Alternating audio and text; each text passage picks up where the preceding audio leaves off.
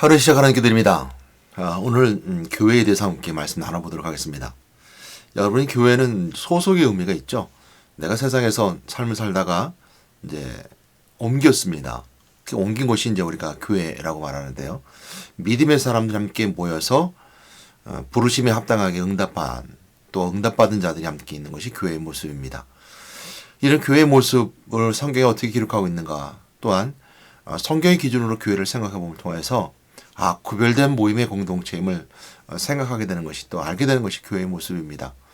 교회는 어떤 성격을 가지고 있을까, 어떤 본질이 있는가라는 것은 우리가 신앙생활에 있어서 또 신앙의 공동체를 이룸에 있어서 굉장히 중요합니다.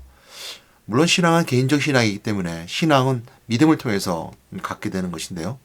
믿음의 공동체, 이 공동체의 모습은 분명히 개인의 신앙을 넘어서 다른 요소들이 있을 것을 알게 됩니다. 이것은 하나님의 공동체요, 또 하나님의 부름받은 모임의 모습들이기 때문입니다. 그래서 교회는 에클레시아라고 부르게 됩니다. 에클레시아는 불러서 모인 무리가 에클레시아입니다. 그럼 우리가 생각해 볼 수 있죠. 불러서 모인 무리처럼 예수를 그리스도라고 믿고 고백하는 사람께 모인 무리만이 교회냐? 그럼 교회 성전이 무슨 의미가 있습니까? 교회 건물이 무슨 의미가 있습니까? 그 모임체가 모여서 나누는 것은 무슨 의미가 있습니까? 그냥 이렇게 교회로 모이는 것이 교회면 교회에서 모이듯이 교회 가정에서도 모이면 되고, 직장에서 모여서 모든 거 다 교회인데 굳이 왜 주일날 교회 오고 또 이처럼 예배 드리고 함께 합니까? 그럴 이유가 없잖아요 라고 하는 무교회주의자들이 생기게 됩니다. 분명히 그것은 교회의 모습이 아닐 겁니다. 그러나 우리가 아는 것처럼 에클레시아, 불러 모은 무리가 교회임을 알게 됐죠. 그 너머에 더 큰 의미가 있음을 알게 됩니다. 그것은 뭐냐면 하나님이 하신 일들을 드러내는 것이고, 하나님은 한 교회의 무리가 되어져서 하나님 하신 일들을 이루어가기를 원하시는 것이 하나님의 뜻이기도 합니다. 그래서 이 교회는 영원부터 계획하신 교회인데요. 영원부터 하나님께서는 이거 불러 모인 무리를 통해서 무엇인가 하고자 원하셨습니다. 그 무엇인가 하고자 원한다는 것은 하나님 뜻이 들어가 있는 것인데, 하나님의 뜻은 곧 하나님의 이 땅을 향한 하나님의 계획하심에 있습니다. 그것은 바로 세계복음화죠. 세계복음화에서 교회를 쓰시게 되는데, 그에 앞서서 우리가 공동체의 모습은 교회의 모습, 즉 다시 말하면 이처럼 우리가 불러 모인 무리가 교회 없이, 성전 없이 공동체 이루지 않고 한 개인도 교회의 모습인데 다 세계복음할 수 있잖아요 라고 물을 수 있잖아요. 성경은 그렇게 말씀해 주고 있지 않습니다. 교회 성전도 공동체의 모인 무리가 함께 사랑하고 형제를 나누는 것, 또한 하나 일치를 이루어서 뭔가 이뤄가는 그 일꾼들을 세우는 것, 또한 사역자를 세워서 제도화되는 것, 이런 것들 다 또한 마찬가지로 하나님께서 계획하심 속에 있게 됩니다. 그 교회의 모습을 잘 정리한 사람이 바로 이제 사도 바울입니다. 사도 바울인데요. 교회의 원형은 성경에 있습니다. 원형이라는 말은 오리지널인데요. 그 오리지널의 교회의 모습은 예수 그리스도로부터 출발할 때입니다. 물론 구약의 회당과 성전처럼 유대인들이 가지고 있는 성전의 모습이 있습니다. 지성소, 성막, 또한 그 이스라엘 백성들의 모임의 공동체로서 나눌 수 있는 은혜, 이런 것들이 다 이제 교회의 모형을 가지고 있는데요. 그러나 오리지널이라는 것은 그리스도의 교회, 오리지널 교회는 예수 그리스도가 하신 그 교회입니다. 마태복음 10장 18절 말씀에 내 교회를 세우리라 라는 말씀 속에 세워진 교회가 바로 오리지널 교회죠. 원형교회입니다. 저희 그리스도교회는 그 원형교회를 따라갑니다. 그리스도교회, 예수께서 세우고자 하셨던 교회, 예수 그리스도께서 이 땅에서 이루고자 하셨던 교회, 그 교회는 바로 그리스도교회입니다. 그 그리스도교회는 그 안에 무엇이 담겨져 있냐면 예수님의 그 온 일생이 담겨져 있습니다. 성신하신 그리스도, 그리고 공생하신 그리스도, 그리고 죽으심은 그리스도, 죽으심은 끝나지 않고 부활하신 그리스도, 부활하신 그리스도 끝나지 아니고 승천하신 후에 하늘 보좌 우편에 앉으셔서 통치하시는 그리스도, 그리고 오시겠다 약속에 따라 다시 강림하시는 그리스도, 그 재림하신 그리스도까지가 예수께서 하셨던 온 인류를 향하신, 특히 이방인 우리에게도 향하신 그리스도 은혜의 그 그리스도입니다.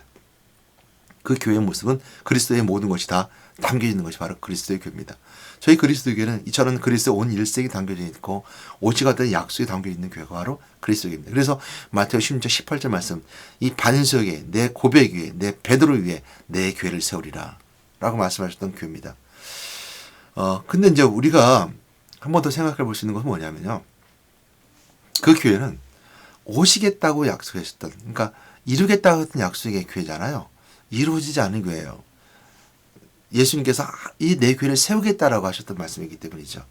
그 교회를 이루어가는 것은 사도행전을 통해서 시작하게 됩니다. 사도행전은 우리가 다른 말로 하면 사도들의 행전, 사도들의 내용이 기록된 게 사도행전이라고 하고요. 두 번째는 뭐냐면 약속에 따라 오직 성령이 너에게 임하시면 시작했던 성령의 시작이기 때문에 성령 행전입니다. 물론 성령이 삼위일체로 태초부터 함께 있었습니다.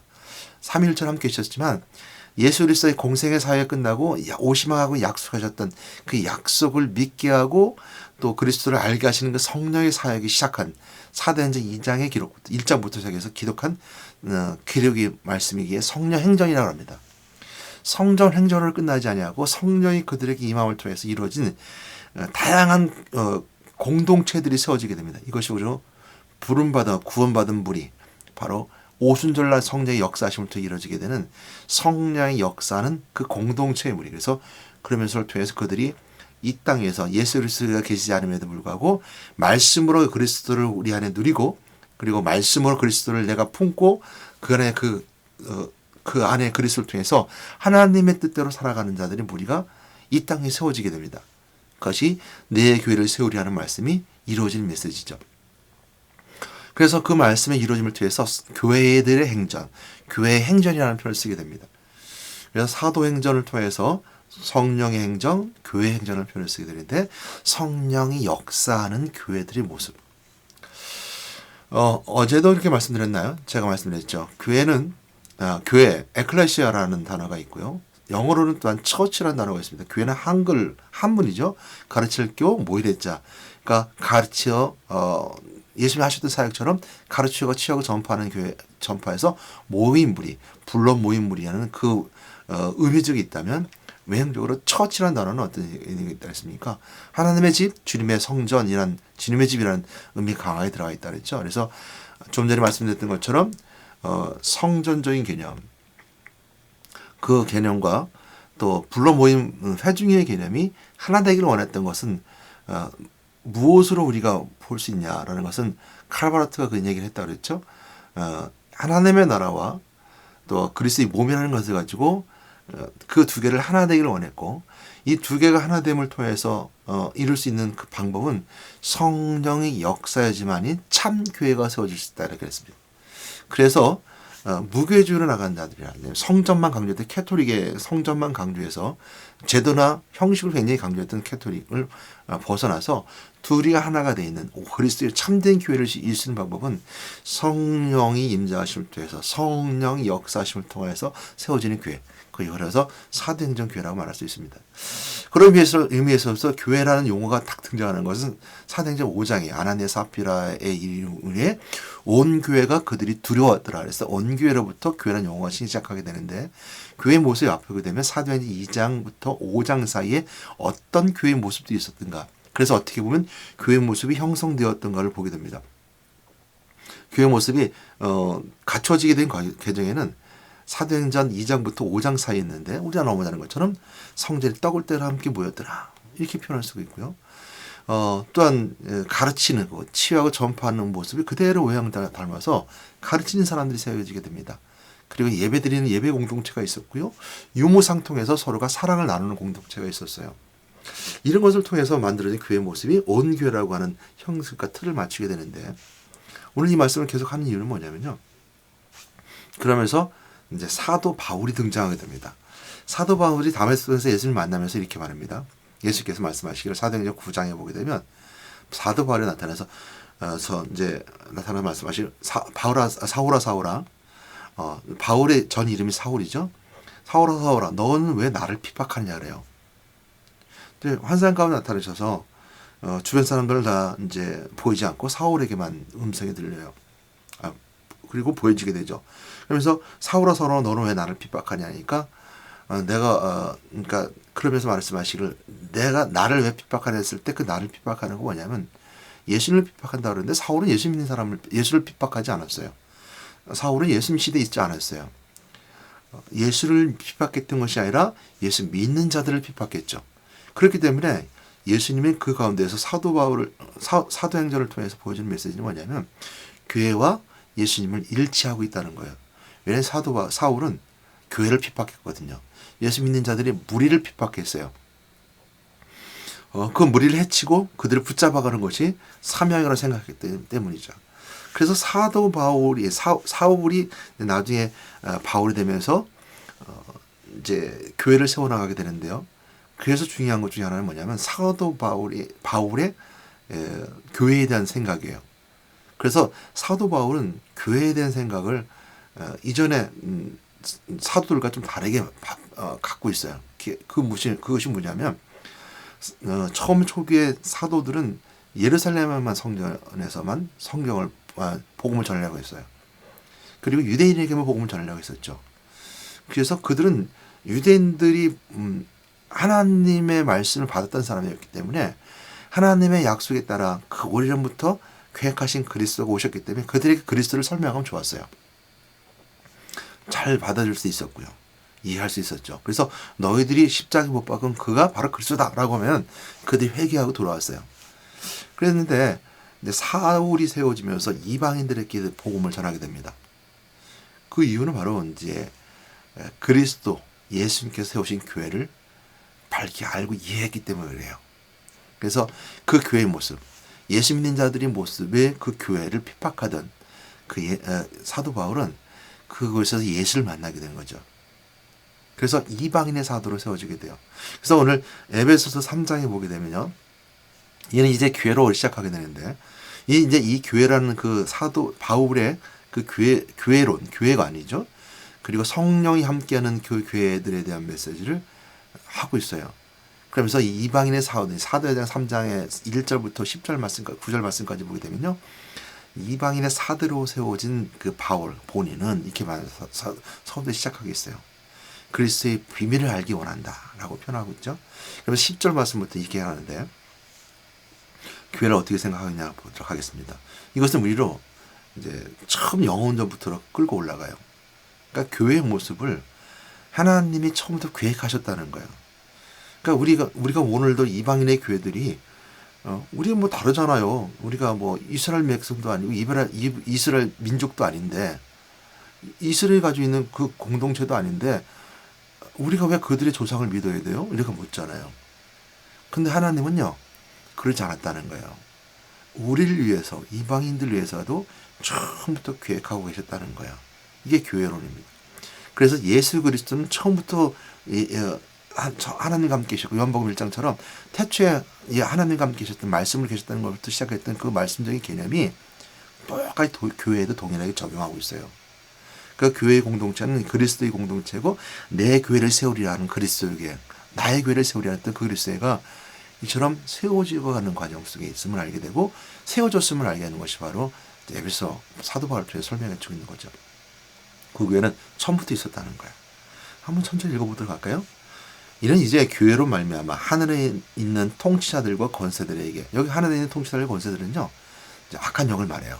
그럼 에베소서 2장 2절과 공중권세 잡은 자를 따랐으니 세상의 풍조를 따르고 그 공중권세 잡은 자 그 바로 이제 그 권세자들 말해요. 그러니까 에베소서에서 그 하늘에 있는 통치자들과 권세자들은 악한 영을 말해요. 공중권세 잡은 자 마귀를 말합니다. 또 에베소 6장 12절에서 그렇게 얘기하고 있거든요. 6장 12절에서 말하는 것처럼 우리의 씨름의 대상은 우리 싸움의 대상은 세상의 통치자들 악한 영이다 말하면서 통치자들 하늘에 있는 통치자들을 설명해 주고 있어요. 하늘에 있는 통치자들과 설명하고 있는 것처럼 씨름의 대상 믿는 자들이 씨름의 대상이 바로 싸움의 대상이 바로 이제 통치자들인 것을 알게 돼요. 에베소 6장에서 12절 설명해 주고 있죠. 그래서 교회로 말하면 하늘에 있는 통치자들은 이제 악한 영 사단들을 말하고 악한 영을 말하고 공중권세 잡은 자 마귀를 말하고 사탄을 말합니다. 귀신의 세력들을 말하죠. 하늘에 있는 통치자들과 권세들에게 하나님의 각종 지혜를 알게 하심이라. 그러니까 이제 교회로 말미암아 그 교회는 그리스도의 교회를 말합니다. 그리스도 교회라는 것은 내 교회를 세우리라 하는 그 교회를 말해요. 그 교회는 원형은 구약의 이제 회당과 성전을 다 모형을 가지고 있지만 마태복음 16장 18절 말씀 내 교회를 세우려 하는 그 교회를 말해요. 이게 그리스도의 교회로 말미암아 하늘에 있는 통치자들과 악한 영들에게 권세들에게 하나님의 각종 지혜를 알게 하라시니라. 그들에게 알려주겠다는 거예요. 교회를 통해서 귀신의 세력과 악한 영들과 마귀의 세력들에게 알게 해주겠다는 거예요. 그러니까 11절 말씀을 보게 되면 그래서 곧 영원부터 우리 주 그리스도 예수 안에서 예정하신 뜻대로 하신 것이라. 그러니까 교회를 세우신 것은 그냥 예수 그리스도를 통해서 새롭게 뭔가 만들어지고 창조된 것이 아니라 처음부터 계획됐다는 거예요. 영원부터 그리스도 예수 안에서 예정하신 뜻대로 하신 것이래요. 교회를 세워서 악한 영들 알게 하겠다는 것은 하나님 계획하심 속에 있었다는 거예요. 그래서 내 교회를 세우라는 것은 예수 그리스도의 교회, 그 교회를 세우는 것은 예수님께서 마태복음 16장 18절부터 출발한 건 맞지만 그 계획하심은 그리스도와 함께 영원전부터 계획됐다는 것을 설명해 주는 것이 사도 바울의 교회에 대한 내용이에요. 그래서 12절 말씀을 보게 되면 우리가 그 안에서 그를 믿음으로 말미암아 그 안에서라는 것은 교회 안에서랑 마찬가지고 그리스도 안에서랑 마찬가지죠. 그를 믿음으로 말미암아 담대한 것, 담대함은 자유함을 말해요. 확신을 가지고 하나님께 나음을 얻으니라. 그래서 교회 안에서 교회를 통해 예배를 통해서 교회 안에서 형제들과 서로 나눔을 통해서 교회 안에서 서로 사랑하고 교제함을 통해서 그러니까 교회 안에서 이루어지는 교회 서로 같이함과 서로 위로함과 사랑을 나눔을 통해서 하나님께 나아감을 얻었다는 것을 설명해 주고 있어요. 그러니까 우리가 한 개인이 예수를 그리스도를 믿고 하나님께 은혜의 보좌 앞에 담대하는 것은 맞는데 맞아요. 그러나 또 하나님 계획하심 속에 쓰는 건 뭐냐면 그 안에서 그리스도 안에서 서로 사랑하고 교제하고 형제처럼 나누는 이 모든 것 속에서 서서 알게 된 것이 바로 그것에 있어요. 그래서 영원부터 그 교회를 통해서 계획하고 있었다는 거예요. 하나님 앞에 나간다는 거예요. 그러니까 개인적으로 예배드리는 것도 있겠지만 교회를 통해서 하나님 앞에 나간다는 거예요. 사랑함을 통해서 예배드림을 통해서 나간다고 바울이 설명해 주고 있습니다. 사도 바울은 그 교회에서 그 교회를 통해서 하나님 하시는 것에 대한 일들을 알게 됐어요. 그래서 하나님의 성전의 개념 속에 건물적인 개념과 모형과 원형 속에 직제와 직분을 가지고서 만들어진 교회의 모습과 불러 모인 모임의 모습을 그리스도의 몸으로 일체시키고 있어요. 그리스도의 몸처럼 생각해요. 그래서 예수가 왜 너는 나를 핍박하느냐라는 그 메시지를 들었던 사도 바울은 그 교회가 예수가 같다라고 하나라고 생각하고 있어요. 그래서 그 안에 이런 일꾼은 직분으로 세워지게 되는데 그 직분을 세워지는 걸 통해서 일꾼이라고 표현하고 있습니다. 그래서 사도 바울은 거기서 일꾼이라는 거예요. 골로새 1장 24절 말씀에 보게 되면 나는 이제 너를 위하여 받은 괴로움을 기뻐하고 그리스도의 남은 고난을 그의 몸된 교회를 위하여 내 육체를 채우노라 하였습니다. 그러면 그리스도의 남은 고난을 다시 말하면 그리스도가 고난 그의 몸된 교회는 그 고난을 그의 몸된 교회를 위하여 그의 몸된 교회라고 표현했어요. 골로새 1장 24절 말씀에. 그래서 그리스도의 남은 고난을 그의 몸된 교회를 위하여 내 육체 채우노라. 그러니까 내가 사도 바울이 하나님의 일꾼으로서 직분을 감당하고 있을 때 내 육체에 채우노라 라는 말씀을 통해서 그의 몸된 교회를 위해서 그리스도의 고난과 함께 그 고난을 동참하겠다는 거예요. 그러니까 그리스도의 그 교회는 교회의 모습인데 고난이 있다는 거예요. 남은 고난이 있다는 거예요. 왜? 그리스도가 고난의 길을 걸어가셨잖아요. 우리를 위해서, 이방인을 위해서. 그래서 그처럼 나도 그 고난을 내 육체에 채우다는 거예요. 그림을 통해서 내가 교회의 직분을 맡은 대로 삶을 살아가는데 그래서 골로새 1장 24절 말씀 다음에 25절 바로 그 말씀하는 거예요. 내가 교회의 일꾼이 된 것은 그러니까 좀 전에 24절 말씀에 그랬잖아요. 그리스도의 남은 고난을 그의 몸된 교회를 위하여 내 육체에 채우노라 한 다음에 25절 말씀에 내가 교회의 일꾼 된 것은 하나님을 너희를 위하여 내게 주신 직분을 따라 하나님의 말씀을 이루려 함이니라. 하나님의 계획하신 말씀을 이루고자 해서 내가 직분과 일꾼이 됐다는 거예요. 그러니까 여러분의 직분에 또 여러분의 일꾼의 사명은 그것에 있어요. 그리스도의 고난에 참여하는 것이고 그리스도의 몸된 교회를 위해서 내 육체에 그 고난을 채우는 거야. 그러니까 그리스도의 몸된 육체, 그리스도의 몸된 교회, 예수 그리스도의 지체로서 우리는 평안과 담대함을 누릴 수 자유함, 담대함과 확신을 누릴 수 있지만 우리가 고난이 있을 수 있어요. 왜냐하면 그리스도의 고난의 길을 걸어가신 거고 바울은 그거를 내 육체에 채운다, 고난에 채운다라고 말하고 있어요. 그것이 바로 하나님 뜻을 이루는 것이고 하나님 말씀을 이루는 것이라고 사도 바울은 고백하고 있는 거예요. 그것이 사도의 역할이에요. 직분이죠. 그래서 26절 말씀, 골로새서 1장 26절 말씀에 이렇게 말씀하셨습니다. 이 믿음은 만세와 만대로부터 감추었던 것인데 이제는 그의 성도들에게 나타냈고, 성도들에게라는 것은 교회의 모습을 말하죠. 오래전부터 감추었던 것인데 올 만세전부터 있었던 건데 성도들에게 나타났대요. 감추었던 것인데 그리고 하나님이 그들로 하여금 이 비밀의 영광이 이방인 가운데 얼마나 풍성한지를 알게 하심이라. 이 비밀을 너희 안에 계신 그리스도의 곧 영광의 소망이라 했습니다. 하나님이 그들로 하여금 성도들로 하여금 이 비밀의 영광이 이방인 가운데 얼마나 풍성한지. 여러분 이스라엘 백성들이 누릴 수 있는 풍성함은 다 누렸어요. 하나님을 알아보니 누린 거 다 누린 거예요. 그리고 오늘 우리에게 주어진 겁니다. 여러분 어제도 말씀드렸던 것처럼 이 풍성한 것은 얼마나 풍성한지라는 것은 우리가 우리 때 누리는 거예요.